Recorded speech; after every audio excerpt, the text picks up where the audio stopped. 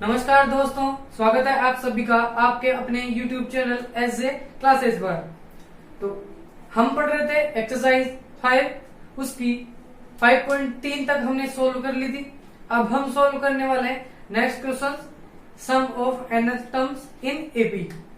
समांतर श्रेणी में n पदों का जो योग है वो किस तरीके से ज्ञात किया जाता है, इस बेस पे हमने कुछ क्वेश्चंस को सोल्व कर लिया था। आज स्टार्ट करते हैं एक्सरसाइज 5.3, उसका क्वेश्चन नंबर 5। तो आज का वीडियो स्टार्ट करने से पहले यदि आपने चैनल को अभी तक सब्सक्राइब नहीं किया है तो प्लीज पहले चैनल को सब्सक्राइब कर दीजिए। यदि आपको वीडियो अच्छा लगे तो प्लीज वीडियो को लाइक जरूर कीजिएगा और कमेंट बॉक्स में कमेंट जरूर करके बताइए।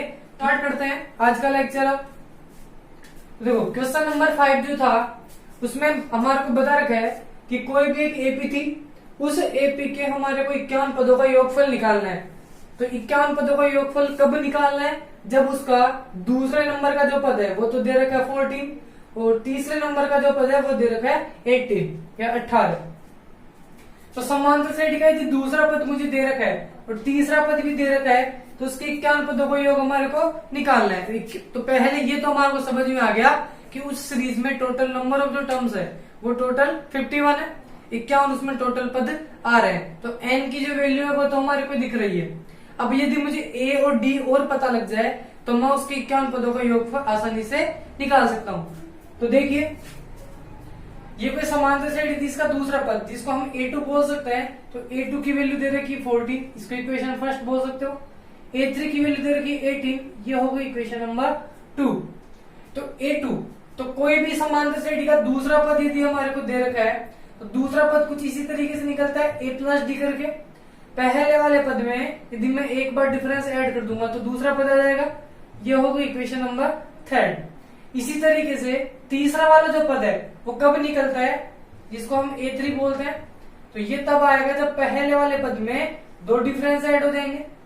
या आप nth वाला जो फॉर्मूला था nth टर्म वाला a plus n minus 1 multiply by D, उससे भी आप इसको सोल्व कर सकते हो। फर्स्ट टर्म निकालना है तो n इक्वल्स टू 1, दूसरा निकालना है तो n इक्वल्स टू 2 लेके तो भी आपको यही मान यहां से प्राप्त होते हैं। ये हो गई इक्वेशन नंबर 4। अब इक्वेशन 3 और 4 दोनों लीनियर इक्वेशन दिख रही है और 2 वेरिएबल में दिख रही है, a में और d में। तो इन दोनों को हम सोल्व कर सकते हैं। तो from equation number first and second, तो देखो एक इक्वेशन दे रखी a plus D equals to 14 और a प्लस में 2d इक्वल्स टू 18। इन दोनों को यदि मैं सब्ट्रैक्ट करूं बाय एलिमिनेशन मेथड से इसको सोल्व कर लेते हैं। माइनस माइनस और माइनस ये दोनों कैंसिल आउट हो जाएंगे। तो यहाँ पे d प्लस का है और यहाँ पर d जो है माइनस का है। तो माइनस के 2d में से प्लस का d जाएगा तो माइनस का d बच जाएगा। 14 माइनस 18 दोनों मिलके बन गया माइनस का 4। माइनस से माइनस हट गया तो d इक्वल्स टू आ गया 4। अब d की वैल्यू मैं किसी भी एक इक्वेशन में पुट करके a की वैल्यू प्राप्त कर सकता हूं। देखिए यहां पर यदि मैं d का मान इक्वेशन नंबर 3 में पुट करता हूं तो हमारे को प्राप्त होगी वैल्यू a की। तो यहां पर a प्लस में d हमारे पास 4 निकल के आ गया इक्वल्स टू 14। a की वैल्यू यहां से निकाले तो 14, 4 उधर चला जाएगा माइनस का 4, दोनों सब्ट्रैक्ट होके आ गए 10। तो ये जो भी सीरीज इसकी थी और उसमें यदि 51 पद थे तो उसका दूसरा और तीसरा पद दे ही रखा है, उसकी हेल्प से हमने इसको सोल्व किया। तो इसका जो पहला पद निकल के आ गया वो तो आ गया 10 और इसका जो डिफरेंस निकल के आ गया वो आ गया 4। अब हम इससे एपी प्राप्त कर सकते हैं। लेकिन हमारे क्वेश्चन में दे रखा है अतः यहां से a की जो वैल्यू आ गई वो तो आ गई 10, d की वैल्यू हमारे पास निकल के आ गई 4। अब इस सीरीज के 51 पदों का योगफल हमारे को निकालना है। तो n जो है वो तो हो गया 51 या 51 आप बोल सकते हो। तो 51 पदों तक का ही योग इसमें निकालना है। तो योगफल वाला जो फॉर्मूला है वो हम जानते हैं, एस एन इक्वल्स टू होता है n upon 2a plus n minus 1 multiply by D. तीन चीजें यदि हमारे को पता है तो इसका योगफल बड़े आसानी से हम निकाल सकते हैं। तो n की जो वैल्यू होगी वो होगी 51 इक्वल्स टू 51 अपॉन में 2 ब्रैकेट 2 मल्टीप्लाई बाई a की वैल्यू आ रही है 10 प्लस n माइनस 1, 51 माइनस के 1 और डिफरेंस यहां से आ रहा है 4। और इसको यदि सोल्व करें तो 51/2, 10 2 ये बन गया 20, 51 माइनस 1 50, 50 को 4 से मल्टीप्लाई किया तो 200। तो 51/2 200 और ये दोनों मिलके बन गया 220। इसको इससे यदि कैंसिल आउट करें तो 110 और 5 1 मल्टीप्लाई हो जाएगा 110 से। इन दोनों को यदि मल्टीप्लाई करें तो हमारे पास जो सम आ जाएगा वो 51 पदों का आ जाएगा। और इन दोनों को मल्टीप्लाई करते हैं तो 1 ये आ गया 56। 56 यहां से आंसर निकल के आया है। तो देखो इसको यदि हम मल्टीप्लाई करते हैं तो यहां से हमारा जो आंसर निकल के आ गया वो आ गया 56 तो कोई भी एपी है यदि उसके पद हमारे को अलग अलग दे तो उसको कुछ इसी तरीके से इक्वेशन बना के ए डी आप प्राप्त करो। ए और डी जैसा ही मिलेगा। और एक और चीज कोई क्वेश्चन में आपको जरूर दे रखी होगी तो यहां से जो क्वेश्चन आता है वो बोर्ड में जरूर, ये जो सम होते हैं एपी के वहां से जरूर कोई ना कोई क्वेश्चन आता है बोर्ड में। तो ये जो 5.3 जो एक्सरसाइज है ये आपके लिए बहुत ज्यादा इंपॉर्टेंट भी है। देखिए अब पढ़ते हैं क्वेश्चन नंबर 6।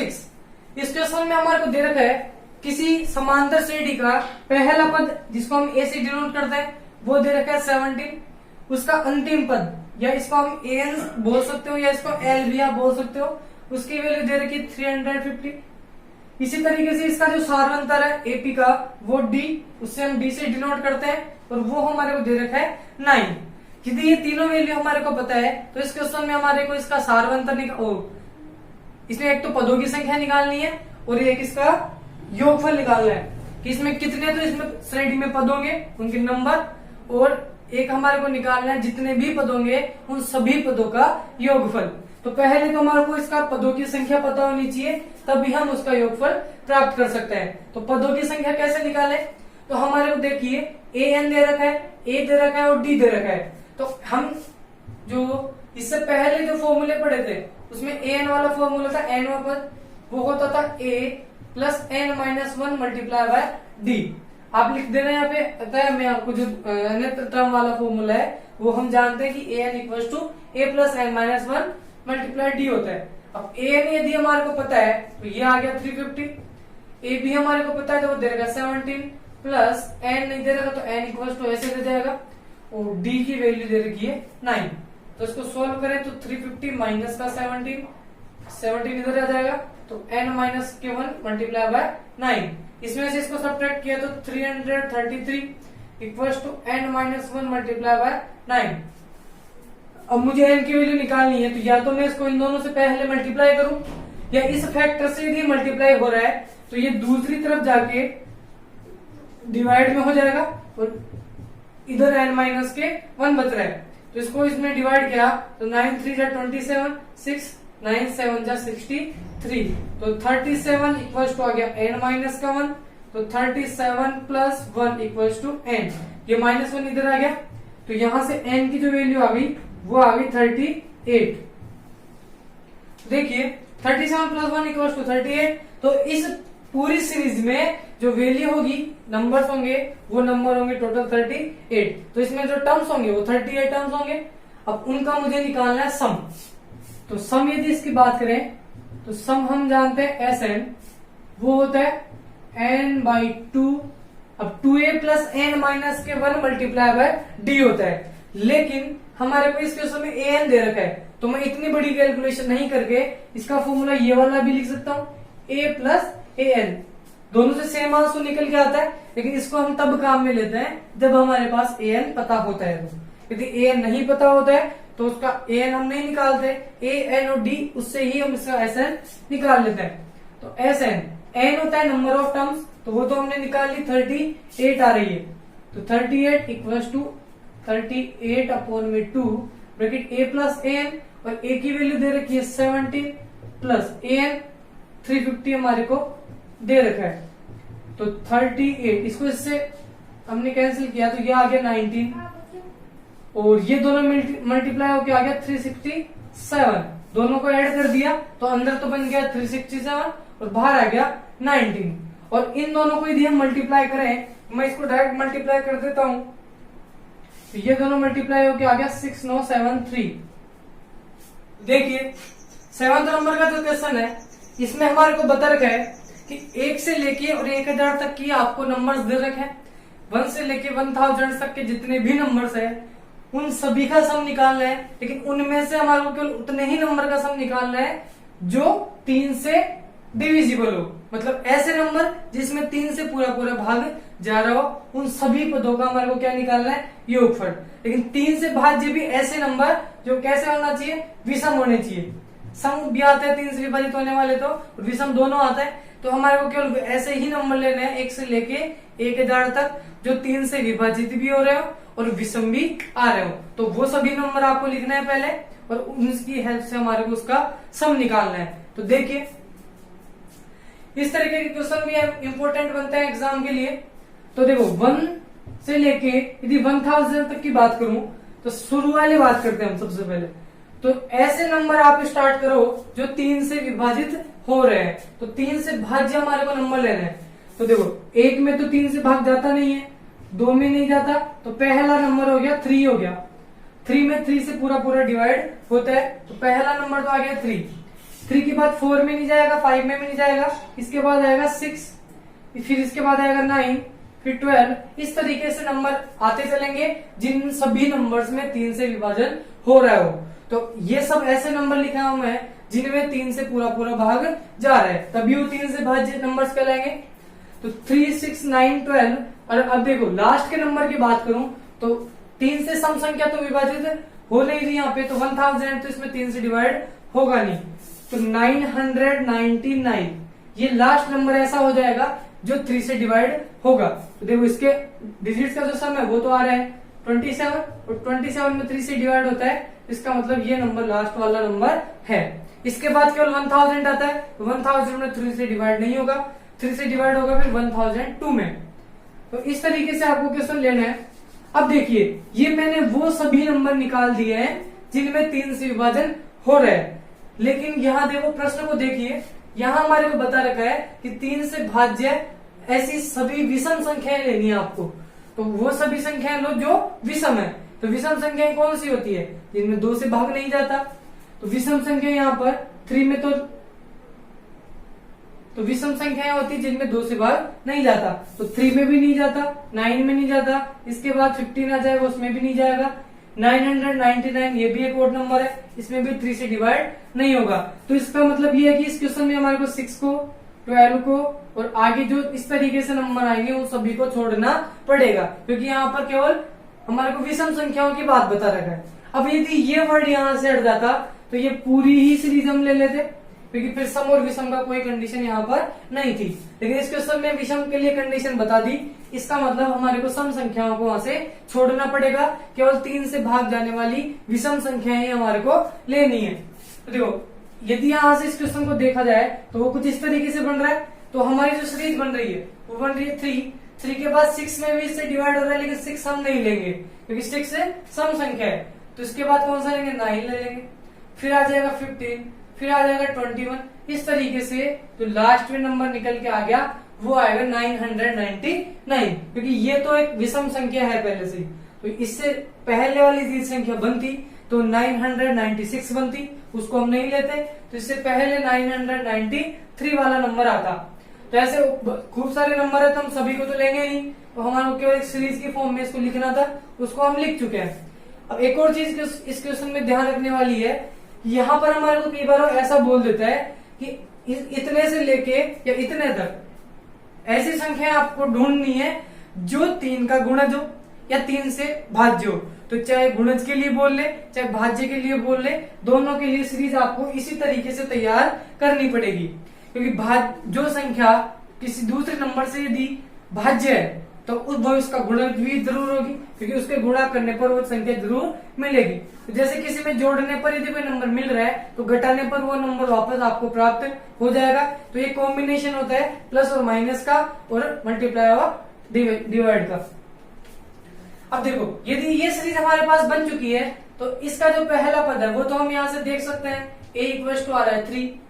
अब यदि इसका डिफरेंस हम निकालें तो डिफरेंस आ रहा है 9 माइनस का 3 इक्वल टू 6, क्योंकि हर एक पद के बीच का जो डिफरेंस है वो 6 का आ रहा है। तो ये है a भी तो होगी और डी इक्वल टू क्या 9 माइनस का 3 इक्वल टू 6। इसके अलावा देखिए अब इस क्वेश्चन में हमारे को इसका लास्ट टर्म दे रखा है, पदों की संख्या इसमें नहीं बता रखा, इसमें हमारे को इसके लास्ट टर्म दे रखा है जिसको हम an से डिनोट करते थे और वो हमारे को दे रखा है 999। अब a हमारे को पता है, d हमारे को पता है और a एंड b हमारे को पता है। तो क्वेश्चन में निकालना क्या था, इन सभी विषम संख्याओं का योगफल निकालना था। तो मैंने बताया था कि यदि आपको योगफल प्राप्त करना है तो योगफल तब तक नहीं निकाल सकते हम जब तक उस सीरीज में हमारे को पदों की संख्या नहीं पता हो, क्योंकि पदों की संख्या ही नहीं पता तो हम कहां तक योग निकालें। तो 10 पद है तो 10 तक निकालना है, 50 है तो 50 पदों का निकालना है। तो पहली बात इसमें पदों की संख्या पता करनी है। तो यदि हमारे को ए और डी पता है तो हम पदों की संख्या nवें पद वाले फॉर्मूले से निकाल सकते हैं। तो हम जानते हैं कि nवां जो पद होता है वो होता है a प्लस n माइनस के 1 मल्टीप्लाई d। यहाँ पर an की भी वैल्यू हमारे को पता है तो ये आ गई 999। फर्स्ट टर्म हमारे को a पता है वो हो गया 3, n निकालना है, d की वैल्यू आ गई 6।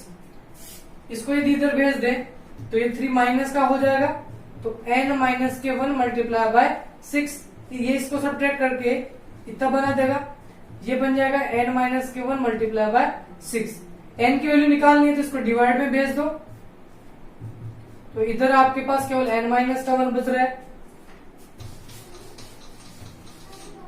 इसके बाद इधर लिख रहे हैं, पहले इसमें इसका डिवाइड यदि करें तो 6 1 जा 6, 3 6 6 जा 36, 166 आ गया। तो यहां से देखिए n माइनस की 1 जो वैल्यू है वो आ रही है 166। n की वैल्यू यदि निकालें तो 66 प्लस के 1 167 यहां से निकल के आ गया है। अब ये जो सीरीज थी इसमें टोटल नंबर ऑफ जो टर्म्स है वो हमने निकाल लिए। अब इसका सम भी हम आसानी से प्राप्त कर सकते हैं। तो अर्थात योगफल की हम बात करें तो योगफल हम निकाल लेंगे s 167, क्योंकि सीरीज में यदि पद इतने हैं तो उतने ही पदों का योगफल हमारे को निकालना है। तो s 167 इक्वल टू हो जाएगा 167/2, या आप बोल सकते हो n अपॉन में 2, और ये आता है a प्लस ए एन। तो a की वैल्यू तो हमने यहां से रख दी 3 और a n अंतिम पद भी हमारे को दे रखा है 999। तो s 167 इक्वल्स टू 167 अपॉन में 2 मल्टीप्लाई, ये दोनों यदि मिल जाएंगे तो ये बन जाएगा 1002। इसको यदि हम डिवाइड करें तो 501 आ जाएगा। ये दोनों 167 मल्टीप्लाई 501 तो s 167। तो 167 पदों का जो योगफल है वो कुछ इस तरीके से निकल के आएगा। तो मैं इन दोनों को मल्टीप्लाई फास्ट कर देता हूं कैलकुलेटर से।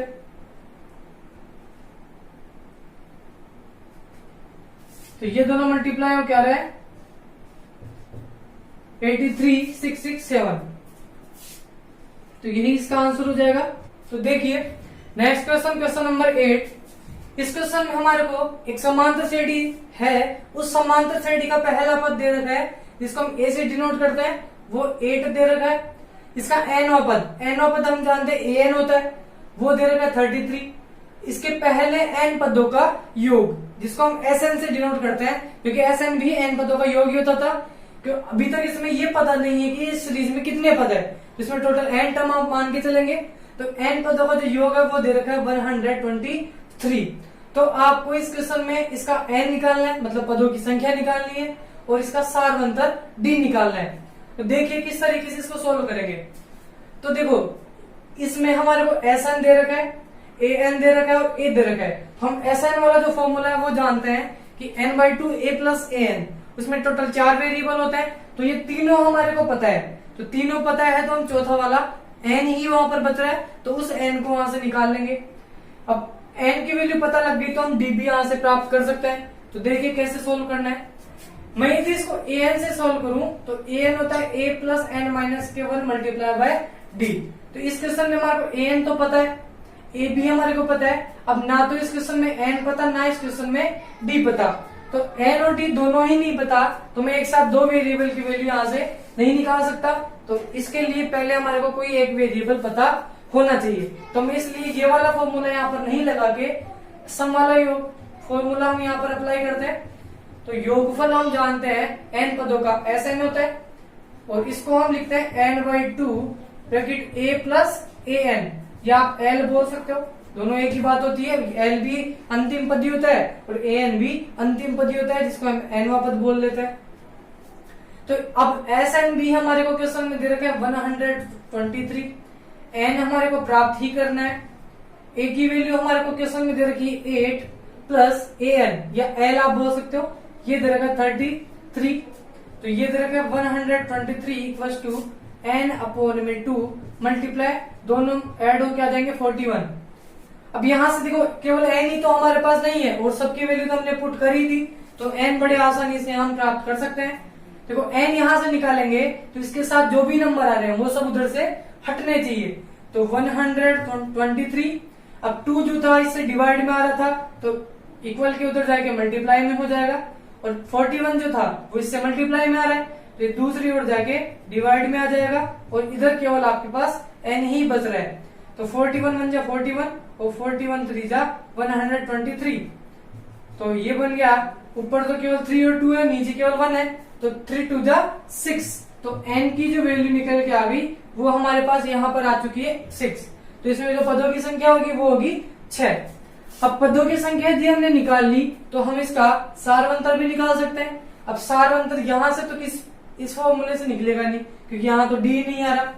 तो सारवंतर भी हम 2 तरीके से निकाल सकते हैं। तो वापस आप एस एन वाला जो दूसरा फॉर्मूला था उससे भी निकाल सकते हो, या फिर हम एन वापस जानते हैं कि कोई भी एक समांतर श्रेणी होती है उसका एन वापस ए एन होता है, और उसको हम लिखते हैं ए प्लस एन माइनस के 1 मल्टीप्लाई डी से। अब ए एन इस क्वेश्चन में हमारे को दे रखा है 33, ए भी हमारे को पता है 8, एन हमने निकाल लिया इस क्वेश्चन के लिए 6 माइनस के 1, और डिफरेंस हम यहाँ पर प्राप्त कर लेंगे। तो 38, 8 इधर आएगा तो माइनस का 8 इक्वल्स टू यहाँ 6 माइनस 1 बन जाएगा 5, इसके साथ आएगा डी। ये दोनों यदि मल्टीप्लाई होंगे, सॉरी इन दोनों को सब्ट्रैक्ट करेंगे तो ये बन जाएगा 25 इक्वल्स टू 5d। डी की वैल्यू यदि यहां से निकालें 25 अपॉन में 5, तो डिफरेंस इसका निकल के आ गया 5। तो एन की वैल्यू आ रही है 6 और डी की वैल्यू आ रही है 5। ये दोनों वैल्यू हमको यहां से निकालनी थी तो हमने निकाल दी। अब देखिए इस तरीके की जो क्वेश्चन होता है तो एग्जाम में किस तरीके के क्वेश्चन आते हैं। तो देखो यदि किसी क्वेश्चन में हमारे को डायरेक्ट वैल्यूज दे रखा हो, जैसे ए दे रखा है, ए एन दे रखा है या डी वगैरह दे रखे हैं, तो डायरेक्ट वो कोई वैल्यू नहीं पूछता, तो हमारे को कुछ ऐसा रिलेशन वो बिल्ड करना पड़ेगा, और उस रिलेशन से यदि किसी वेरिएबल की या ए एंड डी इनमें से कुछ किसी की वैल्यू यदि हमारे को प्राप्त हो रही है तो पहले हम उससे प्राप्त करते हैं, फिर कोई तीसरी चीज वहां से वो निकलवाता है, या तो योगफल निकलवा लेगा या 32वां पद पूछ लेता है या 33वां पद पूछ लेता है। तो इस तरीके के जो क्वेश्चंस होते हैं वो सारे क्वेश्चन इंपोर्टेंट बनते हैं इस एपी से। तो गाइस यदि आपको वीडियो अच्छा लगे तो प्लीज वीडियो को जरूर लाइक कीजिएगा, कमेंट बॉक्स में कमेंट जरूर करके बताइए। Thank you for watching my video.